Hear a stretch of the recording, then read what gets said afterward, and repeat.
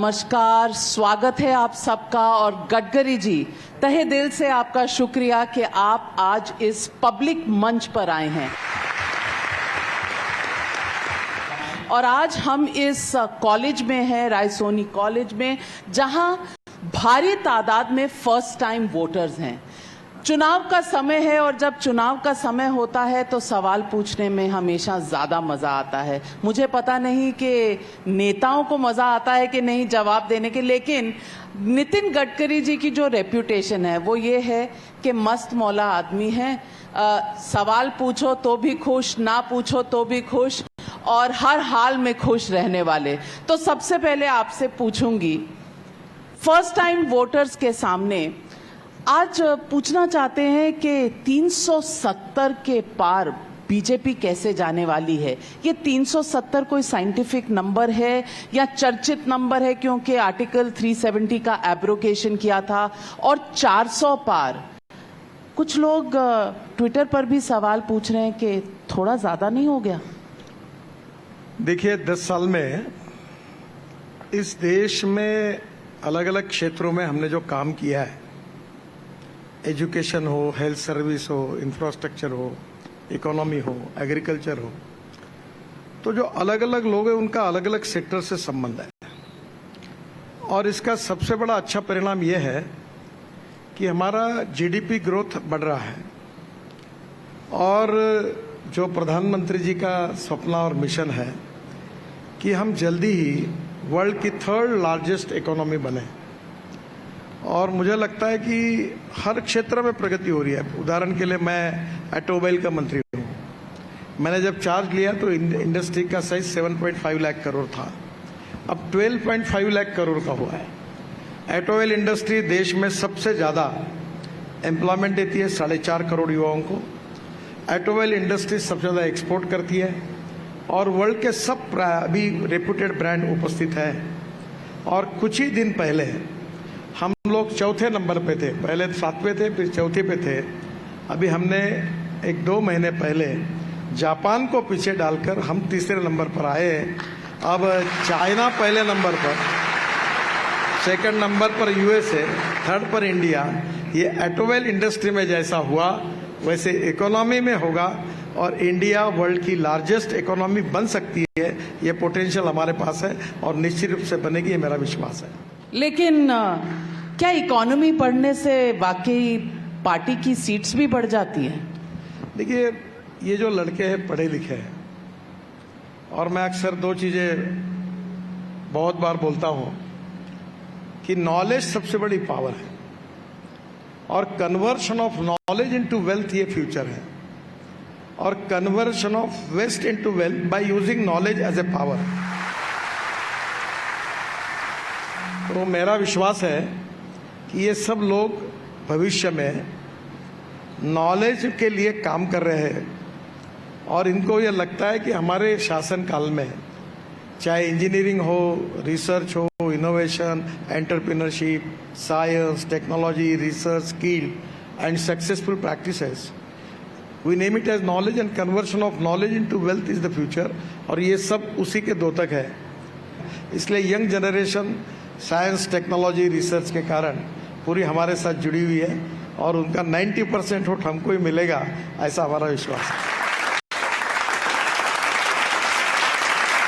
लेकिन राहुल गांधी तो कहते हैं कि इस देश में किसी को नौकरी नहीं मिल रही, इस देश में कास्ट सेंसस नहीं हो रहा, इस देश में जो भी हो रहा है वो गलत हो रहा है। आपका क्या विचार है? राहुल गांधी के क्रिटिसिज्म में कोई तथ्य है? देखिए, अपोजिशन पार्टी जो होती है उनका काम यही होता है। जैसे हिंदी पिक्चर में एक हीरो होता है, एक विलन होता है, कैरेक्टर एक्टर होता है। वो विलन का रोल ही ऐसा होता है कि उसको पैसे इसीलिए मिलते हैं कि वो विलन का काम करता है। तो जो अपोजिशन पार्टी में होता है, वो अगर कहेगा कि रूलिंग पार्टी ने अच्छा काम किया उसको पट्टे हुए भी, तो उसका दुकान नहीं चलेगा। तो उसको स्वाभाविक रूप से हमारे विरोध में ही बोलना पड़ता है, इसलिए वो बोल रहे हैं। इससे ज्यादा कोई बहुत गंभीरता से लेने की आवश्यकता ऐसा मुझे नहीं लगता। तो आप कह रहे हैं विपक्षी पार्टियां जो हैं वो विलन होती हैं? विलन नहीं कह रहा हूं मैंने उदाहरण इसलिए दिया कि जिस प्रकार का कैरेक्टर मिलता है उस प्रकार का रोल होता है। अभी जैसा मैं महाराष्ट्र में लीडर ऑफ अपोजिशन था, तो मैं असेंबली में विरोध में बोलता था। अगर एक आधी जगह पर मैं सरकार का अभिनंदन करता था कि ने अच्छा काम किया, तो तुरंत मीडिया में छप के आता था कि अपोजिशन को रूलिंग पार्टी ने मैनेज किया। तो सब लोग चाहते कि विपक्ष में जो होगा वो उसने विरोध करना चाहिए। तो दोष अगर चेयर्स का है तो आप मानते हैं कि आज सबसे ताज़ा और गर्मा गर्म खबर जो है वो है इलेक्टोरल बॉन्ड्स पर जो खुलासा हुआ है। स्टेट बैंक ऑफ इंडिया ने लिस्ट दी है इलेक्शन कमीशन को और इलेक्शन कमीशन ने वेबसाइट पे डाल दी है। बावजूद इसके सुप्रीम कोर्ट ने आज की सुनवाई में कहा कि कुछ तथ्य दिए नहीं गए स्टेट बैंक द्वारा। नंबर्स जो हैं, जो एक यूनिक बॉन्ड के नंबर्स होने चाहिए, वो प्रोवाइड नहीं किए गए और सुप्रीम कोर्ट ने एक्सेप्शन लिया है इस बात का। विपक्ष का कहना है इलेक्टोरल बॉन्ड्स जो हैं वो सबसे बड़ा स्कैम है इंडिपेंडेंट इंडिया का। आप क्या जवाब देंगे? नहीं, पहली बात तो ऐसी है कि अरुण जेटली जब वित्त मंत्री थे तब उन्होंने इस आइडिया को तैयार किया था और उस समय यह था कि पॉलिटिकल पार्टी का तो पैसा लगता ही है। अच्छा, अगर वो आइडेंटिफाई होता है तो उनका नुकसान भी होता है। तो उस समय उन्होंने जो पॉलिसी बनाई थी उसके अनुसार ये आया था और मुझे ऐसा लगता है कि पॉलिटिकल पार्टी ये लोकतंत्र में आवश्यकता है और ये सच्चाई है कि no philosophy can be taught to empty stomach. आप कहीं भी जाइए, आप ये कार्यक्रम करेंगे तो आपको कहीं ना कहीं कुछ ना कुछ खर्चा तो लगता ही है। तो स्वाभाविक रूप से जनता पॉलिटिकल पार्टी को मदद करती है, उसको कानूनी स्वरूप देकर ये बनाया है। उस समय मुझे तो लगता कि ये पूरी ट्रांसपेरेंट और अच्छे तरीके से हुआ है, पर इस matter is sub judice in Supreme Court, so it will not be more appropriate to make more comments on it. पर इसके बाद भी कोर्ट जो निर्णय करेगी उसके ऊपर जरूर विचार करेंगे। कोर्ट ने तो निर्णय कर दिया है कि सरकार छुपाना चाहती थी और हम ट्रांसपेरेंसी लाना चाहते हैं, यानी कि सरकार छुपा क्या रही थी, सवाल इस पर है। नहीं, कोई सरकार ने कुछ छुपाया नहीं है। जो कानून जैसे बना था, जो पॉलिसी बनी थी, उसके अनुसार ही बॉन्ड्स किए थे, उसी प्रकार से लोगों ने जमा किए थे। तो ये सरकारी नियमों के अधीन होकर ही एक सब हुआ था। सरकार ने कोई बात छुपाने की कोशिश ना कल भी की थी ना आज भी की है। आज भी बहुत सी जो रेवलेशंस हैं सामने आए हैं, उसमें ये आया है कि पूरी लिस्ट नहीं दी है, अभी भी 2,500 करोड़ का हिसाब किताब स्टेट बैंक ने दिया नहीं है। और दूसरी बात कि उन्होंने बॉन्ड्स के नंबर छुपाए हैं। ये छुपाने के पीछे सरकार की कुछ मंशा रही होगी, ऐसा विपक्ष का कहना है। आप छुपा क्या रहे हैं, खास करके जब सुप्रीम कोर्ट ने सब कुछ जनता के साथ साझा करने के लिए कहा है? देखिए, मैटर सब जुडिस है, अभी तक अंतिम निर्णय आया नहीं है और जब तक अंतिम निर्णय नहीं आता तब तक किसी प्रकार का इन्फ्रेंस निकलना कानून के दृष्टि से भी उचित नहीं होता है। मुझे लगता है अभी कोई भी कमेंट्स करने के बजाय let us wait for the decision from the Supreme Court और उसके बाद में डिसीजन आने के बाद जो कमेंट्स करना वो लोग करें। और मैटर सब जुडिस होने के बाद अब अधूरे सिस्टम अभी प्रोसेस में है, अभी ज़्यादा चर्चा करना उचित नहीं होगा, ऐसा मेरा मत है। लेकिन गडकरी जी, आरोप ये लगाया गया है कि एनफोर्समेंट डायरेक्टरेट, इनकम टैक्स की रेड्स होती हैं, बल्कि एनफोर्समेंट डायरेक्टरेट को तो एक्सटॉर्शन डायरेक्टरेट कहा गया है, और लिंक्स बनाए जा रहे हैं कि रेड होती है उसके बाद डोनेशन होती है, रेड होती है डोनेशन होता है। क्या इन दोनों के बीच का जो लिंकेज है ये सरकार को जनता के सामने रखना नहीं चाहिए? नंबर 1। और नंबर 2, सवाल जो जनता उठा रही है कि आपकी पार्टी सबसे बड़ी पार्टी है, बहुत राज्यों में है, लेकिन आपको 600 गुना ज़्यादा, 600% ज़्यादा डोनेशन मिले, इसमें दाल में कुछ काला नहीं है? नहीं, मुझे लगता है जो मिला वो बैंक के द्वारा मिला है और इसलिए सभी बातें ट्रांसपेरेंसी से लोगों के सामने है और सिस्टम में भी है और कोर्ट अब इसके ऊपर निर्णय कर रहा है। We should wait for the decision of the court. और जब तक कोर्ट का अंतिम निर्णय नहीं होता तो इनिशियल लेवल पर कुछ ना कुछ इन्फ्रेंस निकाल के किसी प्रकार का चार्ज लगाना उचित नहीं होगा। हमारा जितनी प्रकार की बातें आपने कही उससे मैं सहमत नहीं हूँ, ना ऐसी कोई बात हमारी सरकार ने की है, ना करने का कोई सवाल उठता है। आपका भी एक साउंड बाइट है, आपने एक कंपनी मेगा इंजीनियरिंग की तारीफ की थी, उनके पास कॉन्ट्रैक्ट भी गए कुछ टनल बनाने के, कुछ ट्रेन्स बनाने के, ट्रेन के ब्रिज बनाने के। मेगा इंजीनियरिंग ने 966 करोड़ रुपए डोनेशन में दिए हैं। किस पार्टी को दिए ये निकल कर तो नहीं आया, लेकिन 966। अनुमान ये लगाया जा रहा है कि आपने स्वयं तारीफ की थी और पार्लियामेंट में तारीफ की थी ऐसी कंपनी की, तो लोग लिंकेजेस भी बना रहे हैं। और मैं ये आपका ही साउंड बाइट पार्लियामेंट से यहाँ सबके सामने और आपको भी याद दिलवाने के लिए मैं मान्य करता हूँ ना, मैंने तारीफ की। पहली बात आप समझिए कि आप जो कह रहे हैं वो सच है, पर आपको समझना होगा कि ये कारगिल के नीचे जो झोजिला टनल है उसका 4 बार टेंडर हुआ और कैबिनेट में इसका अप्रूवल 12,000 करोड़ का रूप मिला था। एक साल दिल्ली के एसोसिएम करके ऑर्गेनाइजेशन है, उनके साथ बैठकर मैं खुद उसमें पार्ट था। हमने टेक्निकल फाइनेंशियल क्वालिफिकेशन टेक्नोलॉजी में काफ़ी सुधार किया और जब टेंडर निकाला तो 5-6 पार्टियों ने टेंडर भरा, ई टेंडर था, और उस टेंडर में सबसे लोवेस्ट टेंडर जो हुआ ट्रांसपेरेंसी के साथ वो मेगा इंजीनियरिंग को मिला। और मुझे इस बात की खुशी है कि अब 70% काम पूरा हुआ है और जो काम 12,000 करोड़ का था वो 6,000 करोड़ रुपए में करके हमने देश के 6,000 करोड़ बचाए। और आप अगर कारगिल में जाओगी और कारगिल के नीचे आशिया की सबसे बड़ी 11.6 किलोमीटर टनल कारगिल पहाड़ी के नीचे बनाई है, tunnel in state of art tunnel है, और इसलिए उसका और इसका कोई संबंध नहीं। ना मैंने मेगा इंजीनियरिंग से, मैं तो ये दावे के साथ कह सकता हूँ कि मैं 50 लाख करोड़ रुपए के काम दे चुका हूँ अभी तक 10 साल में। एक भी कोई चुपचाप भी मुझे बता दे कि कोई कॉन्ट्रैक्टर मेरा कोई 25,000 50,000 अनेक कॉन्ट्रैक्टर काम कर, मुझे नाम तक मालूम नहीं उनके, और कोई हमारे पास आना पड़ा उसको तो मैं आप बोलो सजा भुगत लूंगा। हम ट्रांसपेरेंट है, टाइम बाउंड है, रिजल्ट ओरिएंटेड और करप्शन फ्री है। रही बात, ये दोनों को जोड़ने का कोई कारण नहीं है। ये जो मेगा इंजीनियरिंग है यो ऑयल एंड गैस में काम करते हैं, रिफाइनरी का काम करते हैं, स्टेट गवर्नमेंट में काम करते हैं, देश के 7-8 देशों में काम करते हैं।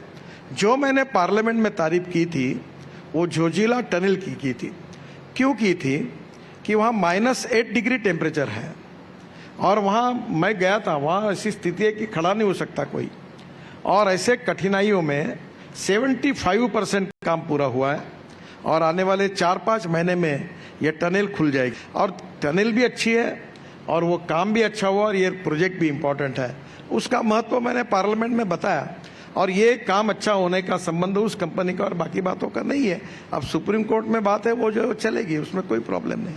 बहुत बड़ी बात कही नितिन गडकरी जी ने, और मैं यहाँ बैठी जनता पब्लिक जो है उनसे पूछना चाहूंगी, कन्विंस्ड है, भरोसा दिला पा रहे हैं? कुछ सवाल ट्विटर पर भी आपके लिए आ रहे हैं। श्रीधर रामास्वामी का ट्विटर पर सवाल है, बता सकते हैं कि बॉन्ड में चंदा देने वालों में पाकिस्तानी कंपनी का नाम क्यों है? नहीं, मुझे तो कुछ पता नहीं है किसने चंदा दिया और क्या दिया है, और मेरा इस विषय से डायरेक्ट इनडायरेक्टली कोई संबंध भी नहीं है। और मैं आपको एक बात बताता हूँ कि पार्टी को बहुत लोग चंदा देते हैं। आप में से कोई, बहुत से लोग एक आधे बार एक मेंबर भी होंगे। अब इनमें से कोई व्यक्ति अगर रेड सिग्नल को वायलेट करता है और उसको पुलिस अरेस्ट करती है तो ये योगायोग है, उसको इसके साथ जोड़ने की कोई जरूरत नहीं है। गडकरी जी, इसलिए शायद विपक्ष भी आपसे बहुत इम्प्रेस्ड रहते हैं। बहुत से लोगों का कहना है कि गडकरी जैसा नेता बीजेपी में शायद नहीं होना चाहिए, किसी और पार्टी में आ जाना चाहिए। आपके बल्कि टिकट की अनाउंसमेंट नहीं हुई थी तब तक खलबली थी। उद्धव ठाकरे जी ने कहा कि आप महाविकास आघाड़ी से आकर लड़ लें, आपको सपोर्ट करेंगे, आपको जितवाएंगे। कांग्रेस पार्टी भी कहती है कि गडकरी जी अच्छे नेता हैं। जब विपक्ष आपकी तारीफ करने लगता है तो कहीं डर तो नहीं लगता कि ये क्यों कर रहे हैं? और दूसरी बात, ये क्या उजागर करता है कि आप अपनी ही पार्टी में थोड़े से खींचे तने अनकंफर्टेबल हैं? नहीं, ये सब मनोकल्पित है। पहली बात तो ऐसी है कि जो लोग मुझे जानते हैं, अब नागपुर में मुझे 2-2, 3-3 हजार लोग मिलते हैं, और मैंने 4 बातें, मैं जातीयवाद और सांप्रदायिकता नहीं पालता। मैंने मजाक में कहा अभी पब्लिक मीटिंग में कि सब मेरा परिवार है।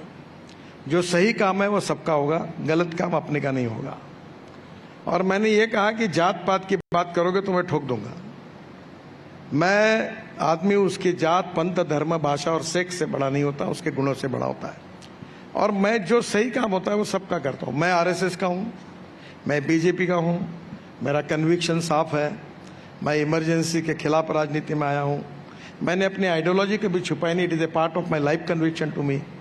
पर इसके बाद ये आश्चर्य है कि पार्लियामेंट में मुझे स्पीकर साहब ने बताया कि ये पार्लियामेंट का रिकॉर्ड बन गया है कि मेरे डिपार्टमेंट के डिमांड पर 75 मेंबर ऑफ पार्लियामेंट ने विचार रखे, और उसमें लगभग हमारे अपोनेंट थे। हर व्यक्ति ने, ओवैसी से लेकर सब ने मेरा अभिनंदन किया और मुझे धन्यवाद दिया। तो मैंने मेरे भाषण में पार्लियामेंट में कहा था कि मैं बीजेपी वाला हूँ, मैं आरएसएस वाला हूँ, मैंने अपनी विचारधारा कभी छुपाई नहीं है। आप मेरी विचारधारा के विरोध में हो तो भी आप मेरी तारीफ कर रहे हो, इसमें मुझे खुशी है। मेरे पास एक करेज है कि मैं लोगों को बोलता हूँ कि अगर आपको मैं उचित लगा तो मुझे वोट दो। अब इस साल चुनाव में मैंने तय किया मैं कटआउट लगाऊंगा नहीं, पोस्टर लगाऊंगा नहीं, मैं चाय पानी भी नहीं पिलाएंगे? ना ही पिलाऊंगा। नहीं, चाय पानी तो मेरे घर में तो लोग आते रहते और खाते पीते, वो हमारा कल्चर है। पर मैं चुनाव वोट देने के लिए किसी को कोई ऑफर नहीं करूंगा। मैं ईमानदारी से काम करूंगा, लोगों के पास जाऊंगा, उनका आशीर्वाद लूंगा, जो सीनियर होंगे उनको पैर छूंगा और बोलूंगा मुझे आप सहयोग करिए। और मैं कभी ये नहीं करता कि यहाँ एरिया में उठने मिला या पानी के पाइपलाइन में। मैं मतलब पानी सबको मिलना चाहिए, रोड सबका होना चाहिए, रोजगार सबको मिलना चाहिए, प्रगति और विकास सबका होना चाहिए। मैं ये करता नहीं। जात पात की बात मेरे पास करेगा तो मैं ठोक देता हूँ उसको।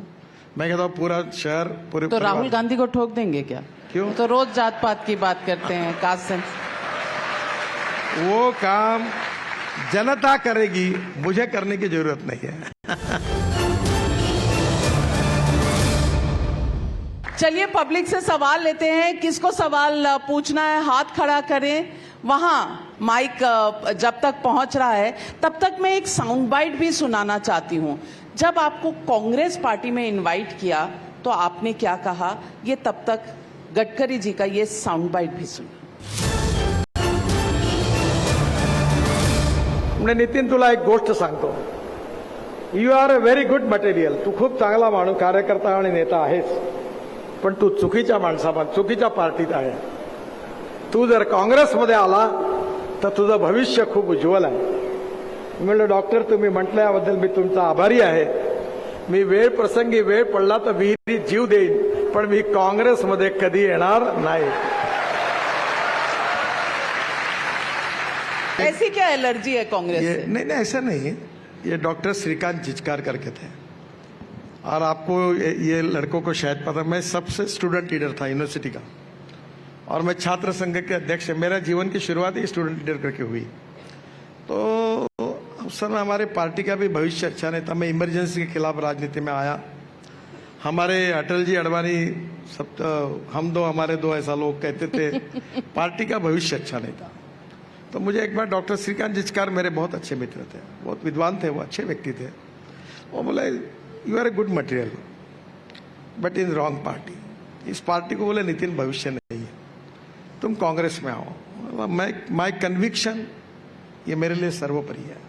बहुत बड़ी बात कही कि आज की डेट में कन्विक्शन पे खड़े रहना, वरना लोगों के दोस्त भी बदलते हैं, पार्टियां भी नहीं, बदलती हैं. आपको एक बात बताता हूं. मैं ये भी बात बताई थी कि विचार भिन्नता ये समस्या नहीं है, विचार शून्यता ये समस्या है.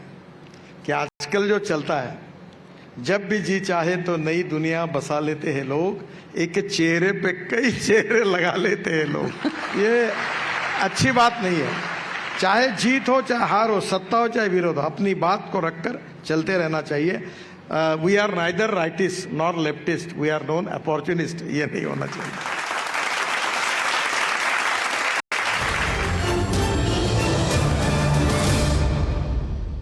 सवाल पूछ रही हैं वहाँ जी अपना नाम बताइए और सवाल पूछिए। नमस्कार सर, मेरा नाम तनीषा है।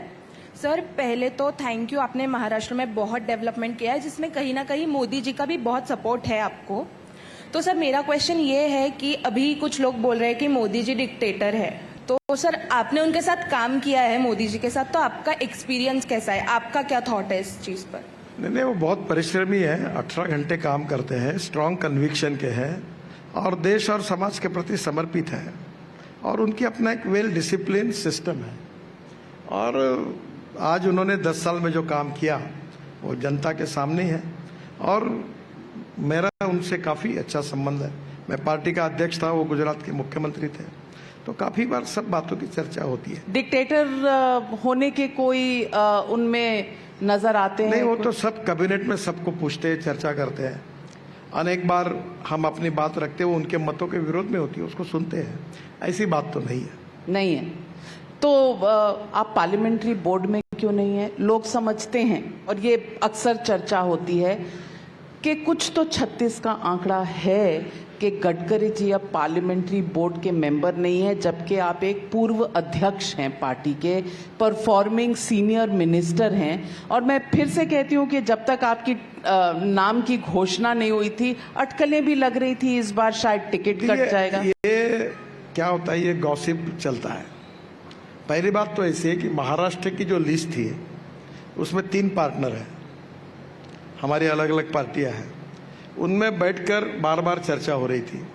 तो पद्धति ऐसी होती है कि महाराष्ट्र की टीम पहले दिल्ली जाती है और दिल्ली में बात होती है, पर बीजेपी की टीम महाराष्ट्र की जाने के पहले ही महाराष्ट्र में ये 3 पार्टी और बीजेपी का जो अलायंस है उसमें यूनानिमिटी नहीं हो पाई, वो चर्चा ही चल रही थी। तो महाराष्ट्र की लिस्ट ही दिल्ली नहीं गई, तो लिस्ट गए बिना पार्लियामेंट्री बोर्ड में नाम कैसे फाइनल होगा? अब प्रॉब्लम यह है कि मैं एक कार्यकर्ता हूँ और मैं अक्सर एक बात कहता हूँ कि कार्यकर्ता वो हूँ जो बीजेपी के और आरएसएस के कन्विक्शन के साथ काम करता हूँ। मैं कहता हूँ कि मंत्री पूर्व मंत्री बनता है, एमएलए पूर्व एमएलए बनता है, एमपी पूर्व एमपी बनता है, पर कार्यकर्ता कभी पूर्व कार्यकर्ता नहीं बनता। And politics is an instrument of socio economic. मैं कुछ विजुअल्स दिखानी चाहती हूँ, ये रायपुर के हैं। एक इनॉग्रेशन था किसी प्रोजेक्ट का जिसमें चीफ मिनिस्टर थे छत्तीसगढ़ के और आप भी थे, और ये आपने शॉल पहनाया और आपके और मोदी जी के बीच में कुछ बात हुई और फिर मोदी जी ठहाके मारकर हंसे, आपने उनका हाथ पकड़ा और सर को लगाया। क्या बातचीत हुई आपके बीच में? बातचीत तो परसों भी हुई द्वारका एक्सप्रेस हाईवे पे। अब उसके फोटो नहीं है? नहीं, उसके भी फोटो उसको फोटो है, पर ऐसे वाले नहीं है कि हाथ पकड़ते सोशल सर को मीडिया लगाना। में एक्सप्रेशंस क्या है इसके ऊपर भी लोग टिप्पणी करते हैं। नहीं, अब उन्होंने उस दिन मुझे पूछा कि ये जो द्वारका एक्सप्रेस हाईवे है, ये जो बना है, ये टोटल इसकी कितना किलोमीटर है? क्योंकि वो बीच में सीएजी ने ऑब्जेक्ट 27 किलोमीटर ऑफिशियली है, पर सिंगल लेन के हिसाब से 265 किलोमीटर है। 4 लेन है, टनल्स है, ब्रिजेस है, आरओबी है। तो फिर मैंने उनको कहा कि इसमें 20% कॉस्ट भी कम हुई है, तो वो उन्होंने उसकी जानकारी मुझे पूछी थी, तो मैंने उनको बताया। मैं आपसे पूछना चाहती हूँ कि 400 पार का जो नारा आपकी पार्टी का है, इसके बाद आप ही के पार्टी के एक मेंबर ने कहा, अनंत हेगड़े कर्नाटक के हैं, हालांकि पार्टी ने अपने आप को डिस्टेंस किया है, लेकिन उन्होंने कहा 400 इसलिए चाहिए क्योंकि संविधान बदलना है। कल 1 नेशन 1 इलेक्शन के भी प्रपोजल का जो कमिटी ने रिपोर्ट दिया है राष्ट्रपति को, आपको लगता है कि संविधान को बदलने की नियत है आपकी पार्टी की और इसलिए शायद ब्रूट मेजॉरिटी 400 पार की चाहिए? देखिए, भारतीय जनता पार्टी की जब से स्थापना हुई तब से ये अपप्रचार चल रहा है। देयर आर 2 फिलोसॉफीज, कन्विंस करो या कंफ्यूज करो। तो संविधान बदलने का सवाल ही नहीं उठता। हमारे पार्टी में मैं जब अध्यक्ष था तब मोदी जी सब लोग कह चुके हैं, और ये सुप्रीम कोर्ट का निर्णय है केशवानंद भारती केस में कि salient features of the constitution can not be change. मैं आपसे महाराष्ट्र का भी सवाल पूछती हूँ क्योंकि महाराष्ट्र आपके रग रग में है। महाराष्ट्र में आपको ऐसे नहीं लगता कि कार्यकर्ता से ज्यादा नेता हो गए हैं, क्योंकि जो भी मिल रहा है सबको अपनी पार्टी आपको में शायद जो पता नहीं होगा, आजकल नागपुर से दिल्ली के लिए डायरेक्ट फ्लाइट बहुत ज्यादा हुई है। मैं आजकल मुंबई में जाना ही नहीं होता मेरा। मुंबई नहीं जाते? नहीं, कोई प्रोग्राम के जाता हूँ, दोपहर को जाता हूँ, शाम को निकल जाता हूँ। तो यानी कि अजीत पवार, एकनाथ शिंदे से मुलाकात नहीं होती? सबसे पहले अभी अजीत पवार नागपुर आए, मेरे घर पर आए थे, एकनाथ शिंदे मिलते हैं, देवेंद्र जी कल ही रात को घर। आइडियोलॉजी का क्या होगा? हाँ, आइडियोलॉजी का क्या होगा? अभी देखिए महाराष्ट्र में जो कुछ हो रहा है वो महाराष्ट्र की टीम में देवेंद्र जी नेता है। आपका सवाल बिल्कुल सही है, पर गलत व्यक्ति को है। आज जैसे मेरा इंटरव्यू लिया, एक उनका भी ले लो और उनसे बात कर लो। तो जो मेरा रोल है वहाँ मेरा कार्य, मेरा कर्तव्य और मेरी जिम्मेदारी एक्सप्लेन किया है। मैं अपना काम करते रहता हूँ जो मुझे मिला है। अगर इतना काम हो रहा है और काम के भरोसे पर आप कह रहे हैं पोस्टर भी आप नहीं लगवाएंगे, तो मैं पूछना चाहती हूँ और जनता भी जानना चाहती है कि CAA जैसा मुद्दा चुनाव से पहले क्यों? 4 साल पहले लॉ पास होता है, 4 साल बाद नोटिफिकेशन रूल्स का आता है। क्या ये पोलराइजेशन के लिए किया गया है चुनाव से पहले? ये आज सबसे बड़ा सवाल। देखिए, ये चुनाव के लिए हुआ नहीं है, ये नेशनल इंटरेस्ट के लिए हुआ है। और मुझे लगता है कि भारतीय जनता पार्टी की जो नीतियाँ थी उसके अनुसार हुआ है। ये किसी को हम डिवाइड करना नहीं चाहते। हम यही कहते हैं कि सभी लोग हम एक ही है। भारतीय संस्कृति, इतिहास, विरासत हम सब सपूत है उसके। संस्कृति सबकी एक चिरंतन, यही हमारा फीलिंग होता है। लेकिन केजरीवाल जी कहते हैं आप 1.5-2 करोड़ पाकिस्तानी ले आएंगे और क्राइम रेट बढ़ जाएगा, नौकरियां चली जाएंगी, रेप बढ़ जाएंगे। इस तरह के जो सवाल हैं उनका क्या जवाब देंगे? मुझे लगता है बहुत सी बातों को सुनना चाहिए और छोड़ देना चाहिए। आप चिंता करें। ममता बनर्जी कहती हैं 2 सीट में बीजेपी को समेट देंगे बंगाल में, और जब तक हम जिंदा हैं CAA लागू नहीं होने देंगे। स्टालिन साहब भी कहते हैं तमिलनाडु में लागू नहीं होगा। अब मुख्यमंत्री इस तरह से अगर कहें तो बीजेपी का क्या जवाब रहेगा, क्या रुख रहेगा? देखिए, कुछ नेशनल इंटरेस्ट के विषय इसको पॉलिटिकलाइज नहीं करना चाहिए। पॉलिटिक्स करना चाहिए, पर जहां नेशनल इंटरेस्ट है, मैं जब बीजेपी का अध्यक्ष था तो हमने नेशन फर्स्ट। मैं आपसे एक रैपिड फायर राउंड करना चाहती हूं, और रैपिड फायर राउंड में आपको जल्दी जवाब देने हैं। 400 पार या 400 से कम? नहीं, निश्चित रूप से 400 पार होंगे।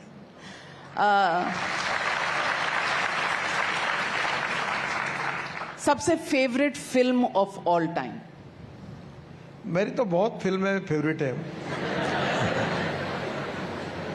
मैं अमिताभ बच्चन जी के साथ था तो मैं उनको कह रहा था कि दीवार मैंने 3 बार देखी, जंजीर 3 बार देखी। तो फाइटिंग के पिक्चर बहुत पसंद है। फाइटिंग की? आजकल मैं वो वीर झरा के, मैंने जो वीर झरा पिक्चर था ना, उसका संगीत है मदन मोहन जी का और गीत है अपने जावेद साहब के जी, और प्रीति जिंटा और शाहरुख खान का। तो प्रीति जिंटा काफी बार दिल्ली आती है तो मुझे मिलती है।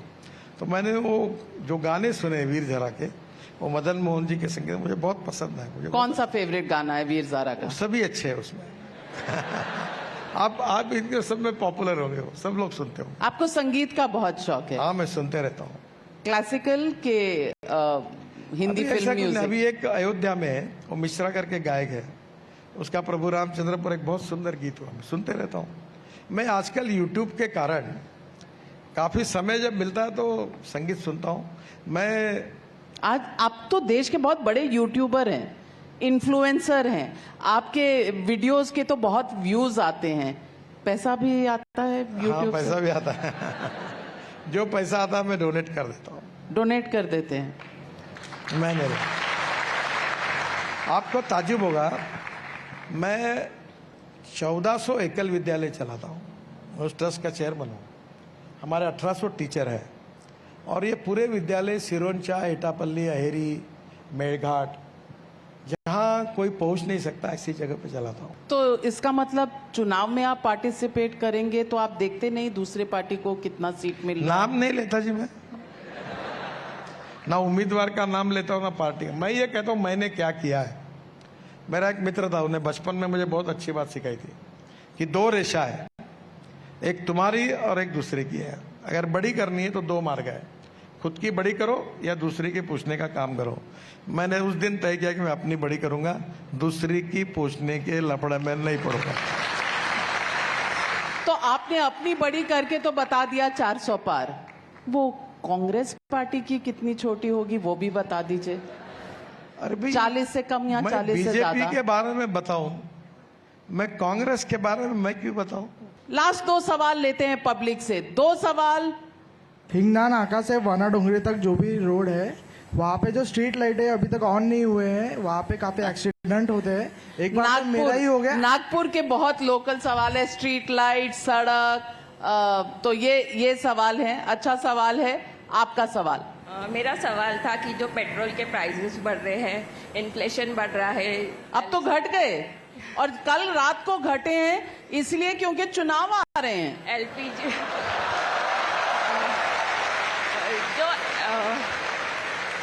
एलपीजी जो गैसेस है वो अबव 1000 मिलते हैं। मैं आपको इससे ऊपर भी और फायदे की बात बताता हूँ। और जो डेली यूज के जो मैं दिल्ली में इलेक्ट्रिक गाड़ी यूज करता हूँ, फिर 100% टोयोटो की इनोवा गाड़ी बायो इथेनॉल पर यूज करता हूँ, जिसमें 60 रुपए लीटर इथेनॉल का भाव है, पेट्रोल का 120 रुपए है। वो जो इनोवा है वो 60% बिजली तैयार करके चलती है और 40% इथेनॉल पे चलती है, तो पेट्रोल की कीमत 25 रुपए लीटर होती है। फिर मैं हाइड्रोजन पे गाड़ी चलाता हूँ जो मेरे पास है, इसका नाम है मिराई। मिराई मीन्स फ्यूचर, जापानी वर्ड है। अब मेरा आप सबको आह्वान है कि अब हाइड्रोजन ये भविष्य का फ्यूल है। फ्यूचरिस्टिक टेक्नोलॉजी, फ्यूचरिस्टिक विजन, इसके आधार पर आप हाइड्रोजन पे काम करिए। उसमें हाइड्रोजन 3 प्रकार का है आपके पास। अभी ब्लैक हाइड्रोजन कोयले से बनता है, पेट्रोलियम से ब्राउन, और जो पानी और बायोमास से बनता है वो ग्रीन। तो आप ग्रीन हाइड्रोजन पे काम करिए और आपके कॉलेज में इलेक्ट्रिक पर अभी चार्जिंग स्टेशन बनाइए। Electric scooter, electric auto rickshaw, electric car use करिए। अगर आप 20,000 रुपये महीने का पेट्रोल पे कार पे खर्चा करते होंगे तो इलेक्ट्रिक का खर्चा केवल 2,500 रुपये आएगा। तो पेट्रोल से और आपको भी अगले चुनाव से पहले पेट्रोल के दाम गिराने की जरूरत नहीं मुझे पड़ेगी। तो मेरा सपना है पेट्रोल डीजल को समाप्त करना इस देश से। Import substitute, cost effective, pollution free और इंडिजिनस। और मैं 2004 से अल्टरनेटिव फ्यूल और बायो फ्यूल पे काम कर रहा हूं। ये मेरा सबसे टचिंग टू माई हार्ट ऐसा विषय है और मुझे खुशी है कि अब ये बहुत पॉपुलर हो गया। मैं खुद, आप जितने लोग बैठे हैं जिनके पास स्कूटर होगी जो पेट्रोल यूज कर रहे हैं, जिनके पास कार है जो कार यूज कर रहे हैं, जितने यहाँ बैठे हैं, आपके सबके गाड़ियों में मैंने तैयार किया हुआ 10% व 20% इथेनॉल डाला हुआ। मैं ग्रीन फ्यूल के पक्षधर हूँ और आप भी ग्रीन करिए। अभी ये पेट्रोल डीजल को बने तक यूज मत करें। राजनीति में परिवारवाद मुद्दा है और बहुत से लोग आपकी पार्टी का बाकी पार्टियों पर रहता है एक आक्रमण, बेटा फिर बेटे का बेटा, फिर इस तरह से पार्टियां चल रही हैं। पहले अशोक गहलोत, फिर जूनियर गहलोत, पायलट फिर जूनियर पायलट, कमलनाथ फिर जूनियर कमलनाथ। लेकिन लोग कहते हैं आपकी पार्टी में भी परिवारवाद है, पुराने नेताओं के बच्चे। किसी का पुत्र होना गुनाह नहीं है और उसको टिकट मिलना भी गुनाह नहीं है, पर जैसे मेरे पुत्र को टिकट दो इसका आग्रह मैं करूं तो वो मीनिंगलेस है। अब मेरे भी लड़के हैं, मेरा लड़का इसी कॉलेज से इंजीनियर हुआ है और अभी वो पावर प्रोजेक्ट चला था। तो मैंने उस सबको, मेरे लड़कों और लड़की को कहा कि मेरे जो कुछ मैंने किया है, एसेट्स क्रिएट हुए वो आपके हैं, कर्जा भी आपका है, एसेट भी आपके हैं, पर मेरी जो राजनीतिक विरासत है इसके ऊपर अधिकार मेरे कार्यकर्ताओं का है, मेरे पार्टी का है, जिनने मुझे बड़ा किया। तो मेरा कोई लड़का लड़की राजनीति में नहीं है और वो अपना काम करते हैं। ये बात जरूर है कि किसी को अगर मेरे लड़के को काम करना है तो मैंने पोस्टर चिपकाए, दीवारों पर लिखा, वो भी शुरू से काम करें। मेरा लड़का करके एकदम स्टेज पे जाके बैठे और टिकट मांगे, ये नहीं होगा। तो कहीं ना कहीं ऐसे भी ये देवेंद्र फडणवीस नागपुर के हैं, इनके पिताजी एमएलसी थे, उसके बाद मैं बना। मैं उनकी तबीयत खराब थी तो मैं उनके पास गया था कि देवेंद्र को राजनीति में ले जाता हूँ, तो उन्होंने कहा उससे बात करो। तो वो राजनीति में उनके पिताजी के कारण नहीं आया, मेरे कारण आया। मैंने उनको बोला कि इसको राजनीति में लाओ। तो सवाल ये उठता है कि किसी का पुत्र होना गुनाह नहीं है, पर उसने अपनी मेटल को प्रूव करना चाहिए और फिर पब्लिक ने उसको टिकट मांगना चाहिए। गड़बड़ कहाँ हो रही है, जो एक्स्टैब्लिश पॉलिटिकल लीडर है वो पार्टी को ब्लैकमेल करता है, मेरे लड़के को टिकट दो, दैट इज रॉन्ग। आपकी पार्टी में ऐसा नहीं होता है? नहीं, थोड़ा सा ढीला बोला। जो लोग अच्छे कैपेबल होते हैं, जैसे मैंने कहा ना, देवेंद्र को मैंने ही लाया पार्टी में और कोई उसकी कैपेबिलिटी थी, उसके परिवार ने नहीं कहा, उसके पिताजी ने नहीं कहा, और इसमें जो इस प्रकार से आएंगे उसमें कोई अड़चन नहीं है। मैं आपसे आखिरी में एक ही सवाल पूछूंगी, आपके लिए पॉलिटिक्स और चुनाव लड़ने का सबसे बड़ा ऑब्जेक्टिव गोल क्या है? देखिए, मुझे जो कुछ करना है वो अपने हिसाब से करना है।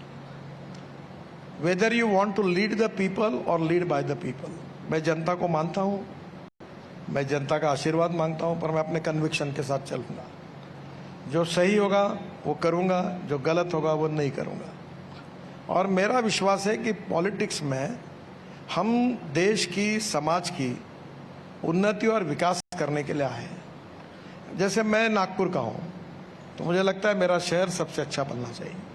मैं विदर्भ का हूँ, यहाँ किसान आत्महत्या करते तो मुझे लगता है यहाँ किसानों ने आत्महत्या नहीं करनी है। मैं महाराष्ट्र का हूँ, मैंने महाराष्ट्र में 5 लाख करोड़ के रोड बनाए। मैं देश का हूँ, अब द्वारका एक्सप्रेस हाईवे से लेकर जोजिला टनल से लेकर द्वारका का ब्रिज से लेकर मैंने आइकॉनिक बातें बनाई। जब मैं महाराष्ट्र में आता तो मुंबई पुणे एक्सप्रेस हाईवे बनाया, ये वर्ली बांद्रा सीलिंग प्रोजेक्ट बनाया, 55 फ्लाईओवर बनाए।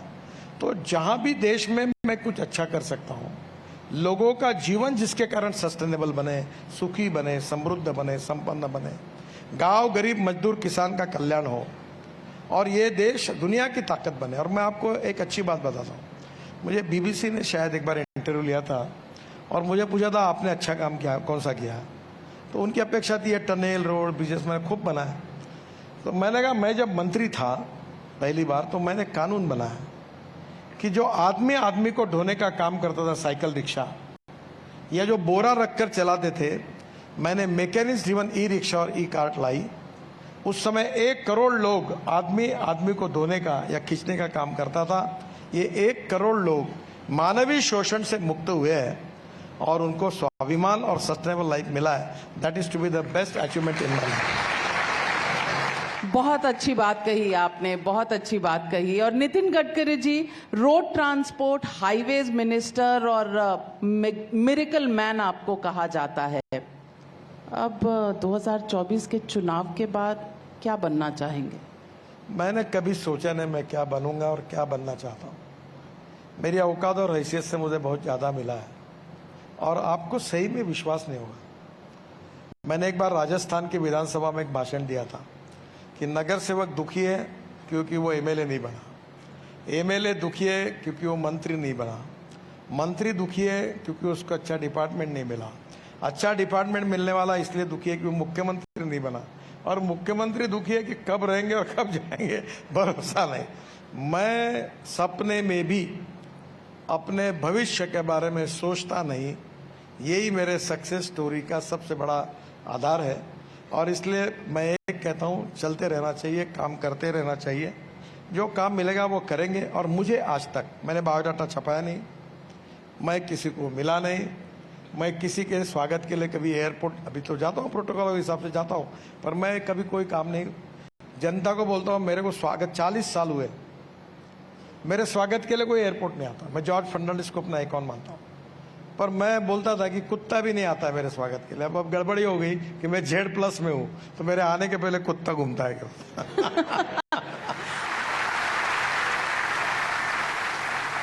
Well on that philosophy thank you very much Nitin Gadkari ji, आपका बहुत धन्यवाद। और अंत में आपने जिस रैपिड फायर में मैं आपको फेल कर रही थी, आप उसमें भी पास हो गए, तो ये बहुत बड़ी बात है। आपका प्रॉब्लम क्या है, हर जगह आप न्यूज निकालने की कोशिश करते हो। ये प्रॉब्लम नहीं है सर, ये मेरा प्रोफेशन है। तो और मैंने आंखें खोल कर ये प्रोफेशन चुना था, तो मैं तो कोशिश करती रहूंगी।